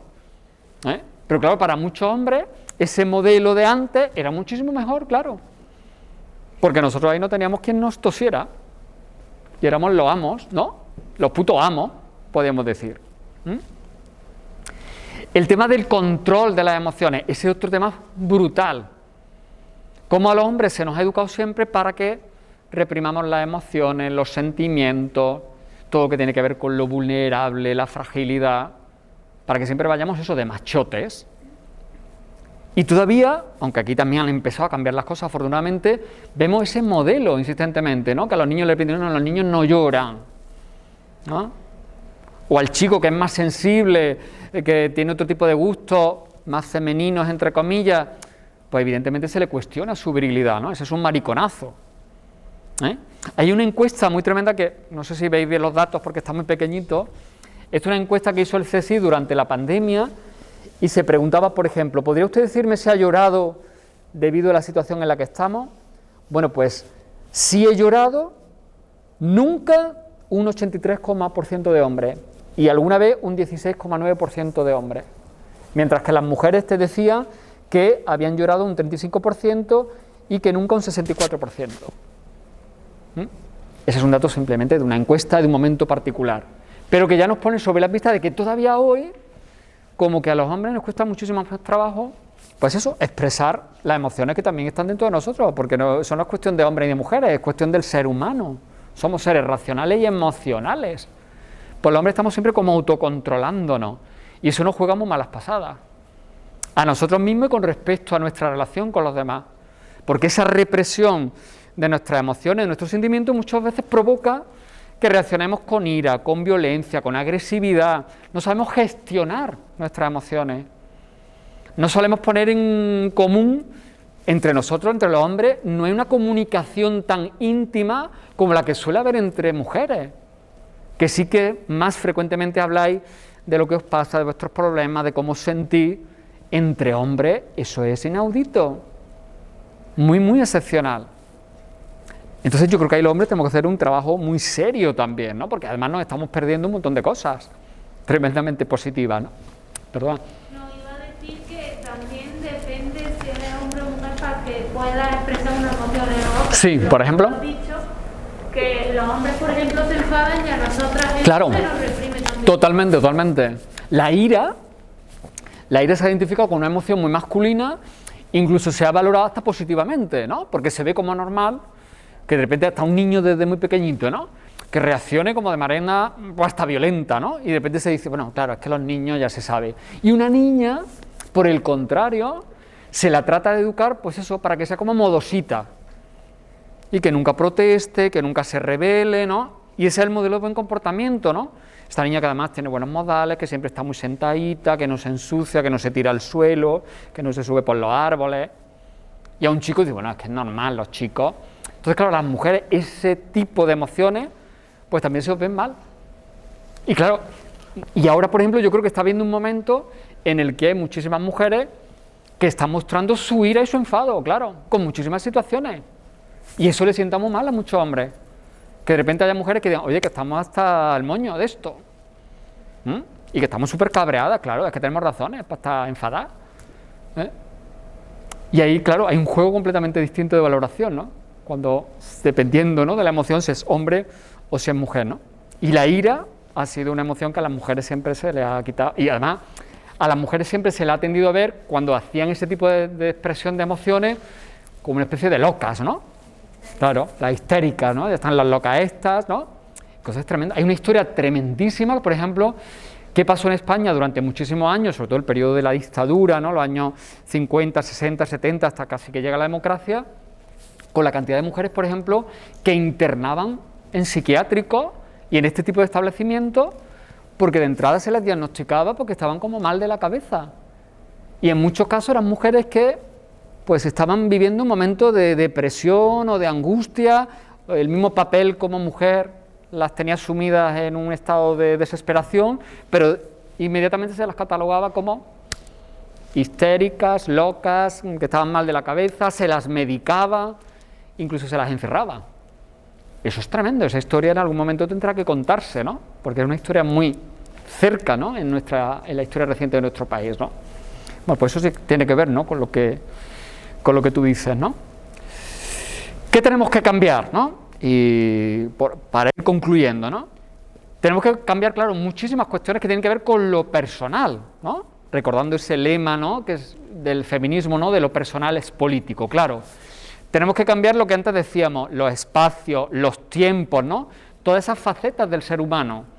Los hombres no le hemos dado importancia nunca a lo que tiene que ver con el sostén de la vida, porque eso se encargaban las mujeres. Entonces tenemos que hacer ahí una revisión completa. Los hombres tenemos que incorporar eso como parte también esencial de nuestra vida y de nuestra responsabilidad. Y a partir de ahí hacer un reparto distinto de tiempo y de responsabilidades entre hombres y mujeres. Y eso debería ser lo más importante para una sociedad. Yo pongo ahí ese dibujo, ¿por qué? ¿Qué es más importante para una sociedad? ¿La persona que cuida de un enfermo o la que cuida de un coche? Pues lógicamente yo entiendo que es la que cuida de un enfermo o de un anciano o de una persona dependiente, ¿no?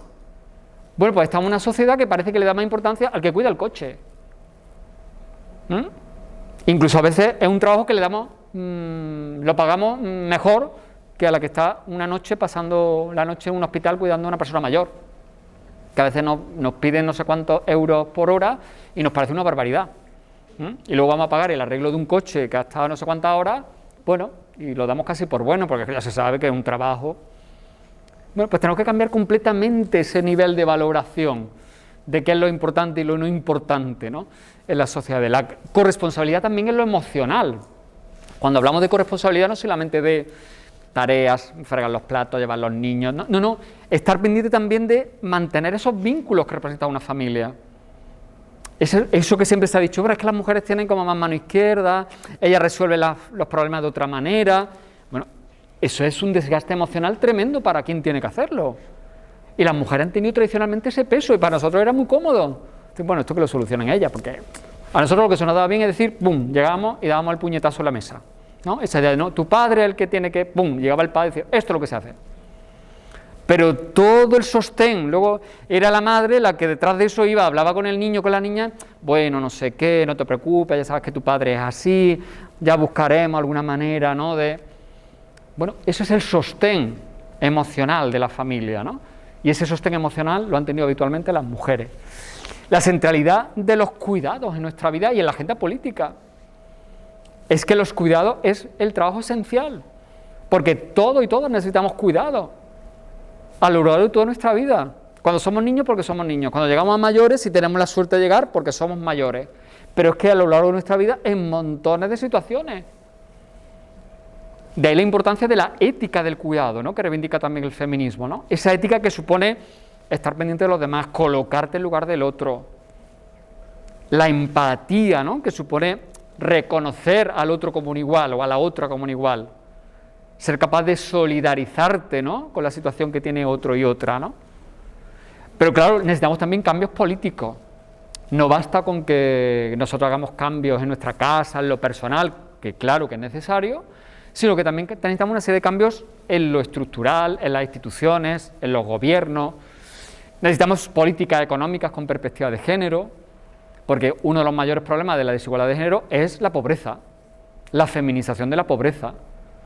Entonces, ahí hay un problema que tiene que ver con la economía y con cómo adoptamos determinadas prioridades en el ámbito de la economía. La justicia social como reequilibrio de recursos y oportunidades, las políticas públicas protectoras de las personas más vulnerables, el ecofeminismo como respuesta a la crisis climática. En fin, esto daría para hacer otra charla aquí, pero claro, ¿qué está pasando con el planeta? Entonces tiene que ver con un tipo de políticas, con un sistema productivo, con una utilización explotadora de los recursos naturales, frente a la cual hace ya tiempo que hay otras alternativas, que son las que plantea toda esa corriente que se conoce como el ecofeminismo, ¿no? ¿Qué pasa con los derechos, por ejemplo, de los seres vivos no humanos? Que es un tema que también se está empezando ahora a plantear. ¿O qué pasa con lo que antes planteabais, ¿no?, ese binomio de lo rural y de lo urbano, ¿no? Como hemos diseñado todo un mapa, ¿no?, de política donde efectivamente se establece una diferencia muy jerárquica entre el plano de lo urbano y el plano de lo rural, cuando uno para sostenerse necesita del otro. Entonces ahí hay que hacer también un cambio completamente de orientación, ¿no?, de las políticas y meter dentro de la idea del Estado social los cuidados, es decir, que haya servicios públicos garantizados de manera universal y con la suficiente calidad para todos y todas. Una infraestructura de cuidados que no la tenemos. La pandemia lo ha puesto de manifiesto. No podemos dejar los cuidados en manos de empresas privadas, que lo que buscan es el negocio, no la calidad de vida, por ejemplo, de esos ancianos que están en residencia, que la gestionan empresas privadas y por lo tanto lo que les interesa es al final de mes tener beneficios. Ese es el criterio que hay a una empresa privada, no es la misericordia. Para eso están las ONG. Pero yo no quiero ni ONGs ni empresas. Yo quiero servicios públicos de calidad que los sostengamos, claro, con nuestros impuestos, que debería pagar más el que más gana. El tema de los horizontes intergeneracionales, ¿a qué me refiero con esto? Pues me refiero a que hay que tener en cuenta que en una sociedad tenemos horizontes distintos en función de la edad que tenemos. Y tenemos necesidades distintas, tenemos recursos distintos y problemas distintos en función de si eres un menor de edad, un chico que una chica que ha terminado la carrera, una persona que está buscando su primer trabajo, una persona que ya tiene su familia, que tiene niños, una persona que ya está jubilada. Y a veces tratamos todos esos problemas como absolutamente desconectados unos de otros. Y la idea de que vivimos, claro, en un mundo interconectado. En el mundo en el que vivimos no tiene mucho sentido decir, bueno, pues en España vamos a plantearnos esto así, pero es que estamos en un mundo donde, antes hablamos, por ejemplo, hemos hablado mucho de redes sociales, de internet. Bueno, eso sobrepasa la escala de los estados. Y esa es una de las grandes problemáticas y dificultades del mundo actual. Cómo establecer controles, protección de los derechos, en todos esos ámbitos que escapan, ¿no?, a la capacidad de los Estados de establecer ahí algún tipo de control o limitación, ¿no? Creo que es fundamental, claro, el tema de la educación, ¿no? Educación, como pongo ahí, para la ciudadanía y para la cuidadanía, que es un concepto que utilizan muchas feministas, cuidadanía de cuidado.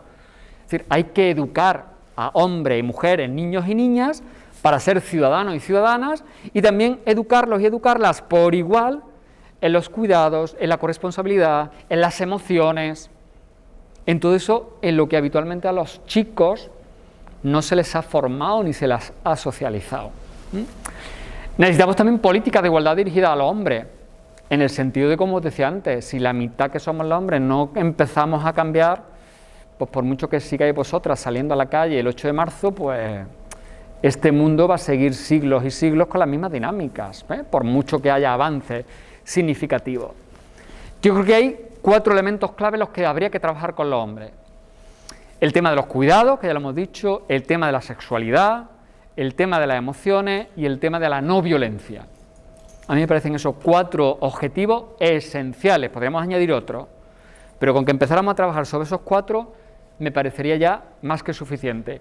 Y luego 2 elementos clave que también los hombres tendríamos que ir asumiendo: reconocer la autoridad de las mujeres. A los hombres nos cuesta mucho reconocer a una mujer como un sujeto con autoridad, darle valor a lo que piensa una mujer, reconocerla como una equivalente. Le damos más valor a lo que dice un hombre. Y esto es una tarea que tendríamos que hacer los hombres, de revisar nuestros esquemas. Y luego el tema de la paridad en los poderes. Claro, los poderes tienen que ser paritarios, porque si hemos dicho que somos mitad hombres y mitad mujeres en la ciudadanía, lo que es un absoluto desequilibrio es que todavía tengamos cantidad de poderes donde no vemos, a veces no vemos mujeres, o vemos una excepción. No puede ser que tengamos, por ejemplo, un tribunal constitucional donde de 12 miembros pues haya solamente 3 mujeres, y que a lo largo de la historia haya habido 2, 1 y a veces ninguna mujer. O que nos vamos al Tribunal Supremo y veamos que solamente hay una mujer que preside una sala del Tribunal Supremo. O que veamos cuántas rectoras hay en las universidades españolas y veamos que solamente hay, no sé si son 8 o 10, ¿no?, en el último ranking, ¿no?, cuando hay como 70 y tantas o 80 universidades públicas en toda España, ¿no?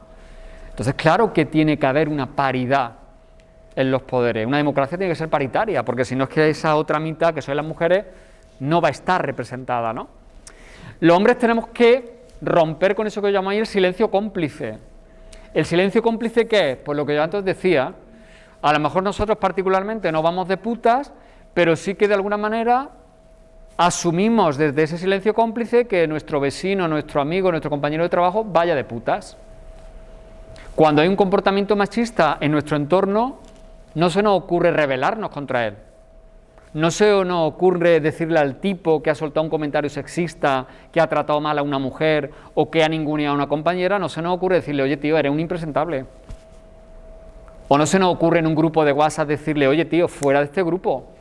En este grupo no vamos a tolerar este tipo de comportamiento, ni este tipo de chistes, ni este tipo de referencias. Eso tendríamos que empezar a hacerlo los hombres, con otros hombres. Yo creo que deberíamos pasar por esos 3 pasos que pongo ahí. Primero, la concienciación, claro. Si no tenemos conciencia de que aquí hay una tremenda situación de desigualdad y que nosotros somos responsables en parte de esa desigualdad, pues evidentemente no vamos a poder dar un paso siguiente, que sería el del compromiso, es decir, comprometernos, ¿no?, en este activismo por la igualdad. Y luego el tema de la acción. No basta con decir: vale, yo estoy concienciado, estoy a favor de la igualdad, del feminismo, apoyo las manifestaciones del 8 de marzo, pero luego yo me quedo en mi casa, como mucho pongo un tuit diciendo no sé qué y ya está. No, el trabajo por la igualdad necesita de un permanente activismo, de todos los días, casi desde que te levantas hasta que te acuestas. Y a los hombres nos supone colocarnos en posiciones de incomodidad y cuestionar situaciones de privilegio que hemos tenido durante siglos. Por eso a tantos hombres les cuesta muchísimo trabajo colocarse ahí. Y entender que el feminismo no es una guerra contra los hombres, es una guerra contra el machismo. Y que el feminismo nos interpela a los hombres, porque cuando el feminismo denuncia que hay violencia sexual, lo que nos está diciendo al hombre es, oye tío, ¿cómo seguís entendiendo a las mujeres como objetos sexuales? ¿Y cómo seguís entendiendo las relaciones con los cuerpos de las mujeres? ¿Y cómo seguís entendiendo las relaciones de pareja? Y cuando hay brecha salarial, pues lo que el feminismo nos está diciendo al mundo empresarial, al mundo de los negocios y al mundo de la política es, oye, hombres, ¿qué ocurre aquí con los salarios? Que efectivamente vosotros seguís teniendo una posición privilegiada en lo económico. Sí, el feminismo nos interpela, pero eso no quiere decir que sea una guerra contra nosotros. Me imagino que la mayoría de las mujeres que estáis aquí, y aquí algunos chicos se lo están pasando pipa, me imagino que algunas de las mujeres que estáis aquí, pues tendréis hombres en vuestra vida a los que no odiáis y con los que evidentemente queréis convivir y compartir vuestras vidas.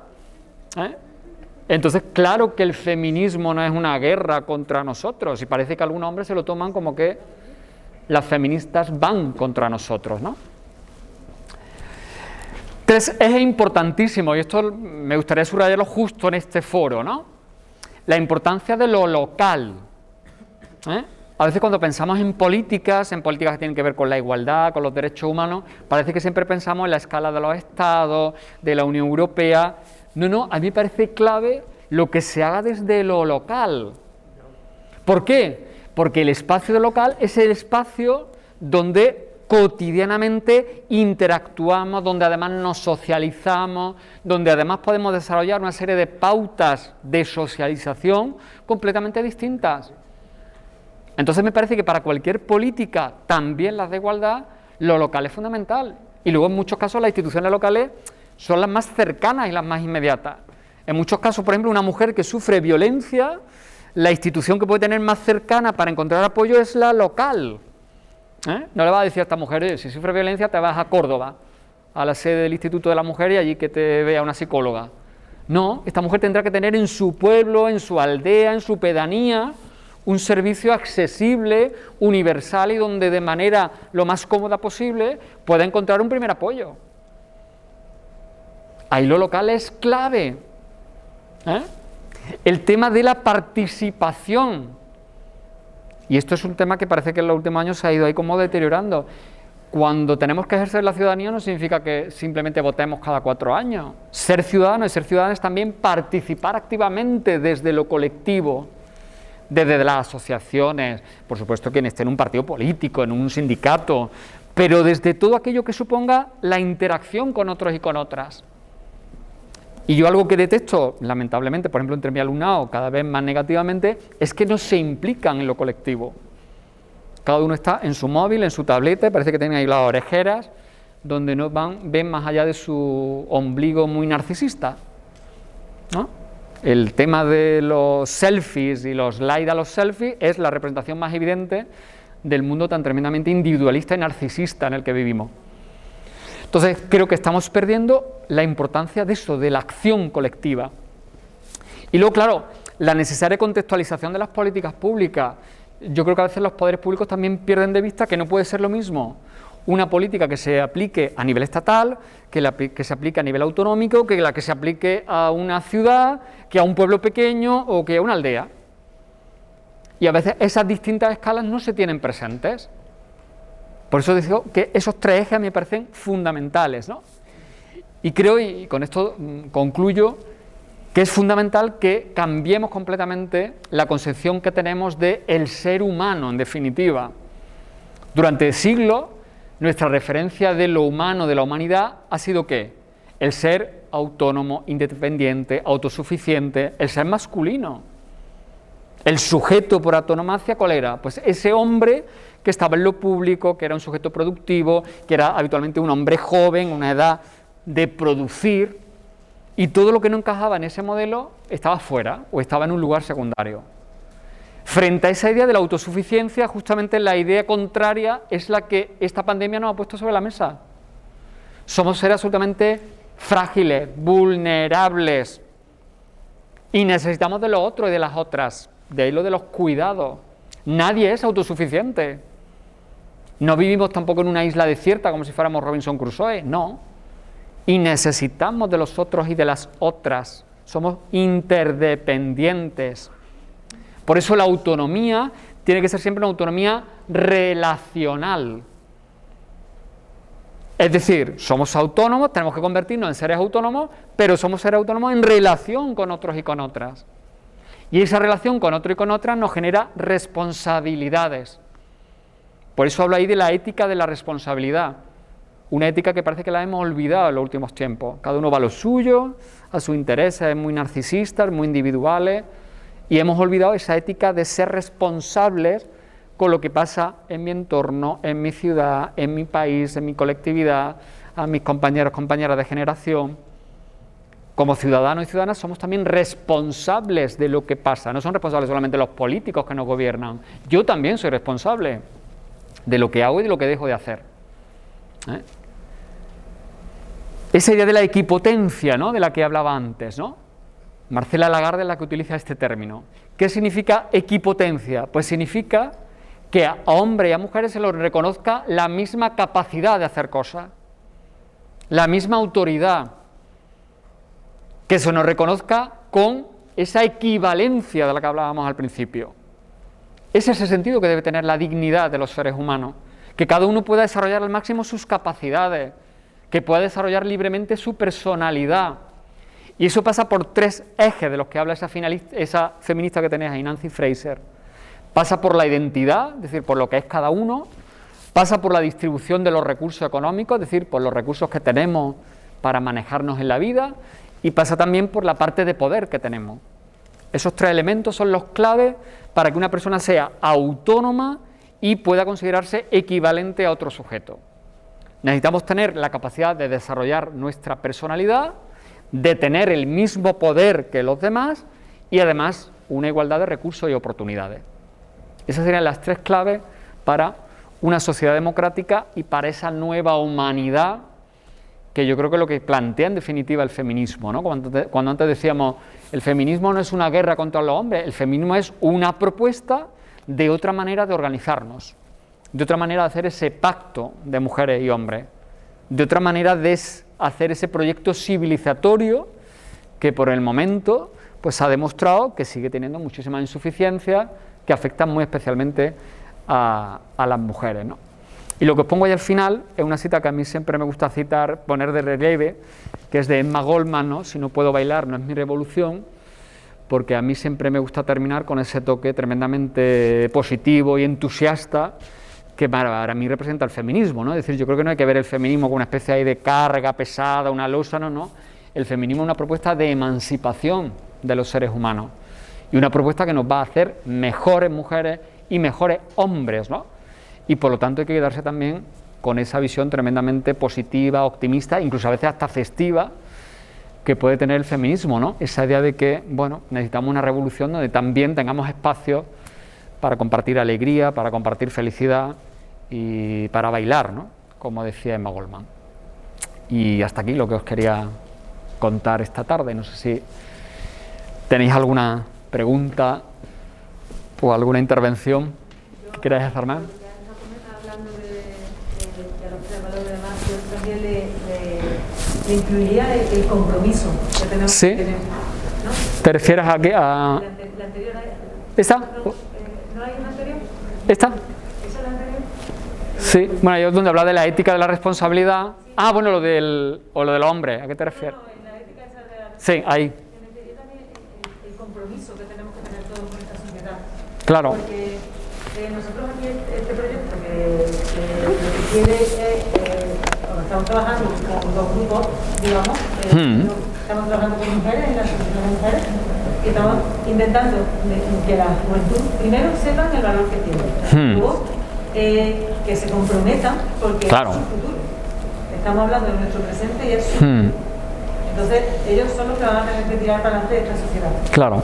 Y estamos hablando de lo primero que tienen que tener es un compromiso, igual que tenemos nosotros, cada uno en nuestro ámbito laboral y personal. Claro. Pero esa palabra de compromiso está costando muchísimo trabajo trasladar. Porque quizás no hemos adaptado a que nos lo den todo. El otro día estaba dando una charla en el instituto sobre otro tema y es que es verdad que las generaciones que más oportunidades han tenido, económicas, de estudio, que nosotros, por ejemplo, no hemos tenido porque para poder estudiar teníamos que trabajar. Ellos, por ejemplo, la mayoría, pues no. Entonces, y sin embargo, se les presenta el futuro peor porque tienen menos trabajo, sí. Pues les cuesta mucho trabajo emanciparse porque evidentemente si no hay trabajo no se puede. Hay un fracaso escolar también muy elevado. Y luego la sociedad en sí, estos años pues ha ido también incluso dando un pasito para atrás en cuanto al tema de igualdad. Aunque hayamos... Sí, claro. Sí, hay un retroceso evidente. De responsabilidad también y de compromiso claro. con la sociedad. Completamente, sí. No, claro. O sea, la percepción de que, a ver cómo lo explico, de que al final no podemos ser felices si no estamos en un entorno donde todas las personas o el mayor número posible de personas tienen una serie de condiciones también para ser felices. Es decir, que estamos en un mundo y en una sociedad interconectada donde tendríamos que partir de esa idea de que nuestra felicidad es necesariamente política, ¿no?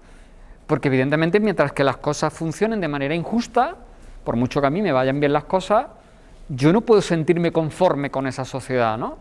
Ahí es donde yo creo que surge, ¿no?, la chispa esa del compromiso, de decir, no, es que yo tengo la obligación de trabajar, no ya por mí mismo que yo puedo estar en unas condiciones súper favorables, sino porque sigo detectando que no hace falta irse a un país en un proceso de desarrollo, sino al lado mío sigue habiendo situaciones de absoluta injusticia, de discriminación, de falta de recursos, y mientras que eso no se vaya solucionando, yo no puedo ser finalmente feliz. Es decir, yo no me puedo acostar por las noches tranquilo sabiendo que cerca de mí pues hay situaciones para muchas personas tremendamente complicadas, ¿no? Entonces, ese es el nivel de compromiso social que yo creo que para eso también hay que trabajarlo, de esa educación para la ciudadanía, ¿no? Que no es simplemente enseñarle a la gente la Constitución, a los derechos humanos, no. Es enseñarle también a las personas ese sentido del compromiso hacia lo colectivo, que es también de alguna manera ir en contra de todo lo que ahora te están reclamando por las redes sociales, ese mundo digital donde al final eres tú solo. Es que ha cambiado tanto nuestra capacidad de comunicación. Yo me asombro, por ejemplo, en mi facultad, supongo que lo habréis vivido en muchos contextos, yo veo a los chicos y chicas en mi facultad que no hablan entre ellos. O sea, los veo, no sales de tu burbuja.